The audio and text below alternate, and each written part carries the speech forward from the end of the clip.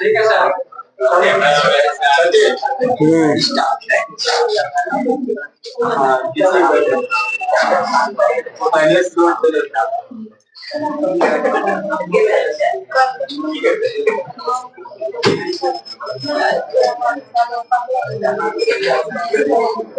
ऊपर दिखाई नक्शा नक्शा ऊपर। चलिए इसे देखिए, कल कौन सी बताए थे इससे पहले वाला?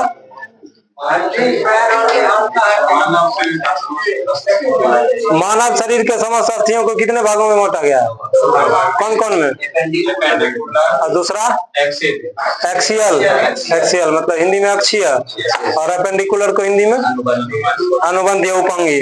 अनुबंधीय उपांगी की संख्या 126। अनुबंधीय उपांगी क्या करता है मनुष्य को, मनुष्य के शरीर में या जीव जंतु के, जीव के शरीर में? हाँ, चलने में सहायता करता है, स्थिरता प्रदान करता है। ठीक है, चलिए देखिए, याद है ना सब? हथेली में क्या गो हड्डी? 5 गो। कलाई में? कलाई में? कार्पल में? कार्पल में 5।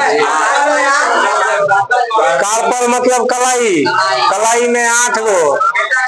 मेटाकार्पल मतलब हथेली, हथेली में 5 गो। फ्लेंजिंग या डिजिट बॉन्ड या फालनेक्स, फ्लेंजिंग या डिजिट बॉन्ड या फालनेक्स, उसमें क्या गो? 14 गो बताए। 4 तिया 12, 12 दू 14, 12 दू 14 गो। ठीक है, तो एक हाथ में टोटल 30। इसके पुला की संख्या? कॉलर बोन एगो। ठीक है, एक हाथ में एगो। ह्यूमरस एगो। अल्ना एगो। रेडियस किसको किसको क्या बोलते हैं बताए थे ना? हाँ, ह्यूमरस हुड इसको कहते हैं। ठीक है, जो बाह को किससे जोड़ता है? बाह और कंधा दोनों के बीच में रहता है वो हड्डी। ठीक है, चलिए अब देखिए, आज इसकी संख्या क्या गो? मतलब देखिए इधर, तो क्या हुआ? एक अंग में कितना हड्डी आया? एक शरीर के एक भाग में 30 गो। 30 दूनी 60, 60 दूनी, लेकिन 126 ना है। हाँ, यही बताए थे, याद रखिएगा। एगो बताए थे कौन सी? एगो कॉलर बोन बताए थे, एगो स्कैपुला बताए थे, एगो वही ह्यूमरस हुड बताए थे। 3 वो और 30 गो, 33 3 30 3 33, तो 33 दूनी 30 दूनी 60 और 3 3 6, 7 दूनी 120, हाथ पर लगा के 120 और 3 3 6, तो 6 गो 120 और 6 100। तो याद रखना है कि अपेंडिकुलर की संख्या कितनी है? 26 है। और अब चलिए, पहले अपेंडिकुलर का क्या को बात पढ़े थे? बी तक पढ़े थे, ए और बी पढ़े थे, मतलब हाथ और पैर पढ़े थे। अब चलिए सी देखिए क्या है। पेल्विक, पेल्विक को कहते हैं श्रेणी मेखला। श्रेणी मेखला हिंदी में। तो इसकी संख्या क्या होती है? 2 गो होती है, एक इधर और एक इधर। क्या गो? 2 गो। एक भाग में 3 अस्थि होता है। एक तो पेल्विक की संख्या होती है 2 गो, और एक 2 भाग में है, एक इधर और एक इधर है। ठीक है, और एक भाग में 3 अलग अलग अस्थि पाई जाती है। वो देखिए क्या है? पेल्विक शरीर का अंग हुआ। अब वो तो है नहीं जो चित्र में दिखाए निकाल के कि कौन सा अंग हुआ। इस तरफ देखिए, इधर बाह के बगल का ये जो अंग हुआ, इधर होता है एक पेल्विक। ठीक, और दूसरा इधर। समझे कि नहीं समझे? यहां तक में तो होगा नहीं, यहां तक में तो होगा नहीं। वो जब भी होगा कहाँ होगा? यहाँ होगा, एक इधर और एक इधर। तो 2 गो पेल्विक की संख्या 2 गो। इसी को कहते हैं श्रेणी मेखला। श्रेणी मेखला, इसकी संख्या क्या होती है? 2 गो। इसके एक भाग में 3 अस्थि पाया जाता है। इसके एक भाग में 3 अस्थि। नाम याद रखिएगा, इलियम, इस्चियम और प्यूबिस। इलियम, इस्चियम और तो पूछेगा क्वेश्चन, निम्न में से कौन सा भाग इसमें नहीं पाया जाता है? इसलिए ये तीनों पाया जाता है। ये तीनों पाया जाता है, इलियम, इस्चियम और प्यूबिस। इलियम, इस्चियम और प्यूबिस, इस्चियम और इलियम। इलियम, इस्चियम और प्यूबिस, ये तीनों पाया जाता है। और वयस्क मनुष्य में, कौन मनुष्य में? वयस्क में तीनों मिलकर क्या बन जाता है? अस्थि बन जाता है। तीनों मिलकर क्या बन जाता है? वयस्क मनुष्य, समझते हैं ना? वयस्क मतलब हम लोग जो है हम लोग नहीं, हम लोग से भी थोड़ा सा और अति होना चाहिए। Adult person, adult person, adult का हिंदी, एडल्ट का हिंदी वयस्क। चलो देखिए इधर, पैल्विक की संख्या क्या गो? 2 गो। पैल्विक की संख्या, पैल्विक के एक भाग में क्या गो अस्थि पाया जाता है? 3 गो अस्थि पाया जाता है। कौन कौन? इलियम, स्टेम और प्यूबिस। लेकिन वयस्क मनुष्य में तीनों मिलके एक अस्थि कहलाता है। वो क्या कहलाता है? अस्थि कहलाता है। कोई दिक्कत? चलिए देखिए इधर, अब अस्थि का अस्थि बन जाता है और जिसे क्या कहते हैं? कॉक्सल कहते हैं। क्या कहते हैं? कॉक्सल कहते हैं। याद रहेगा, तीनों इलियम, स्टेम और प्यूबिस तीनों एक शरीर के एक पैल्विक में पाया जाता है। तो 2 पैल्विक है तो दोनों तरफ पाया जाएगा। ठीक, समझे कि नहीं समझे? अब उसका बाद बताइए, तीनों मिलके वयस्क मनुष्य में क्या बन जाएगा? अस्थि बन जाएगा, जिसे क्या कहते हैं? कॉक्सल कहते हैं। जिसे क्या कहते हैं? कॉक्सल कहते हैं। अब चलिए डी नंबर, अब आएगा था पैल्विक, अब आएगा कैल्विक। ये था आपका पैल्विक, अब आएगा कैल्विक। कैल्विक मतलब हंसली, कैल्विक मतलब हंसली। अब देखिए इसकी संख्या क्या होती है? 2 गो। ये होता है कौन है? यहाँ, इसको कहते हैं हंसली है। इसको जो दाबता है तो लगता है ना गुदगुदी, इसी को क्या कहते हैं? हौसली। अब देखिए तो कैल्विक की संख्या क्या होती है? 2 गो होती है। इसे कॉलर बोन भी कहते हैं या ब्यूटी बोन भी कहते हैं।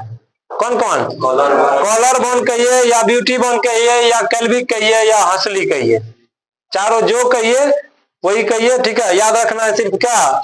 हौसली। हौसली को इंग्लिश में कैल्विक, इसको कहते हैं कॉलर बोन या ब्यूटी बोन। कॉलर बोन भी कहते हैं, ब्यूटी बोन भी कहते हैं, हंसली भी कहते हैं और कैल्विक भी कहते हैं। क्या कहते हैं? कैल्विक भी कहते हैं। इसकी संख्या क्या होती है? 2 गो होती है। हिंदी में देखिए जमुक भी कहते हैं, इसलिए बोलते हैं कि इंग्लिश याद रखिएगा। क्या याद रखिएगा? इंग्लिश याद रखिएगा। जौमुक भी इसी को कहते हैं। ठीक है, अब चलिए 5वां भाग देखिए, स्कैपुला। 5वां भाग स्कैपुला, इसको कहते हैं अंश मेखला। अंश मेखला बाह को कंधों से जोड़ने का कार्य करता है। कौन? स्कैपुला। बाह को, बाह को कंधे से जोड़ने का कार्य कौन करेगा? स्कैपुला। तो स्कैपुला हड्डी कहाँ होती है?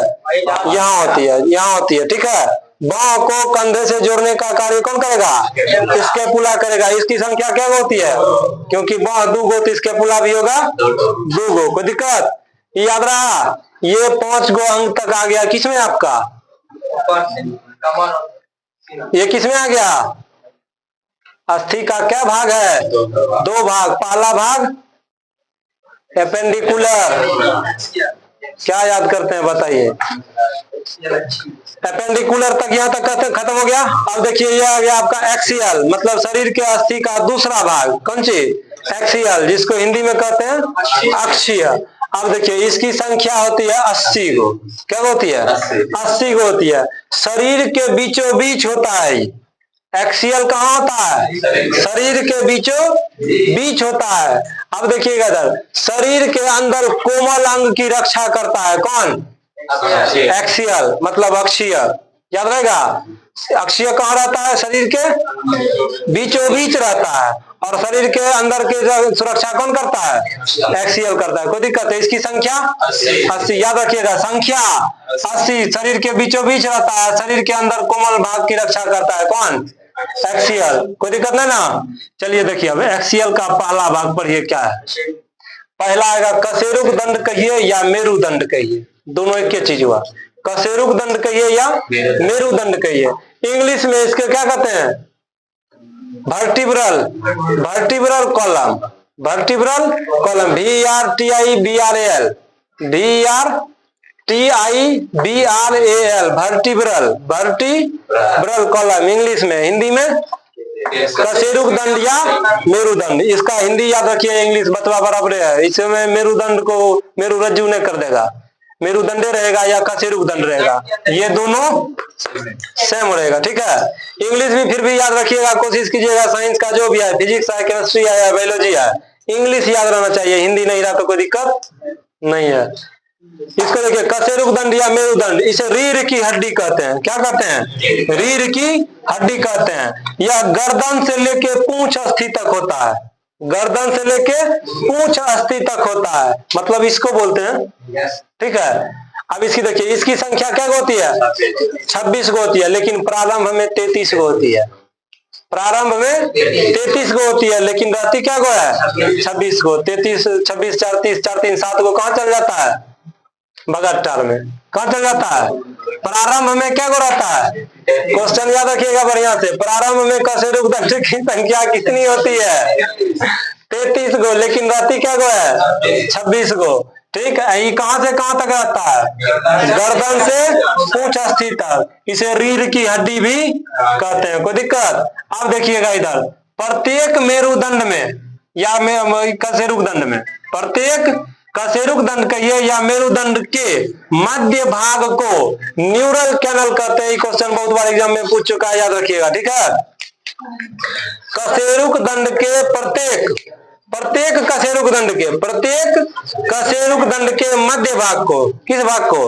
मध्य भाग को। कशेरुक दंड, प्रत्येक कशेरुक दंड की संख्या, प्रत्येक कशेरुक दंड के मध्य भाग को न्यूरल कैनल कहते हैं। इसको याद रखिएगा, ये बहुत बार क्वेश्चन पूछ चुका है। ठीक है, न्यूरल कैनल कहते हैं। ठीक, और न्यूरल कैनल से होकर ही मेरु रज्जु गुजरती है। मेरु रज्जु गुजरती है किससे होकर? याद रखिए, ऐसे तो क्वेश्चन में अधिकतर याद रहेगा आपको, मिलेगा कहीं कहीं कशेरुक दंड से होकर मेरु रज्जु गुजरती है। कशेरुक दंड से होकर ही मेरु रज्जु गुजरती है। तब याद रखिए, कशेरुक दंड के प्रत्येक कशेरुक दंड के मध्य भाग को क्या कहते हैं?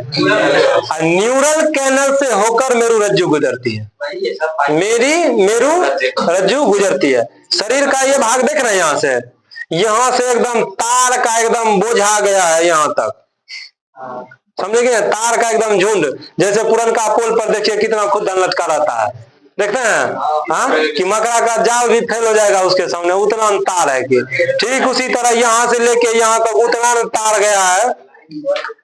कुछ भी होता है, पैर में काटा करता है या पैर के नीचे क्या आया, सेंसर बोर्ड काम कर जाता है कि क्या आया, उसके लिए अलग तार होगा। गर्म लगता है तो उसके लिए अलग तार, ठंडा लगता है तो उसके लिए एक तार होगा, न तो सौंपने लगेगा हरदम।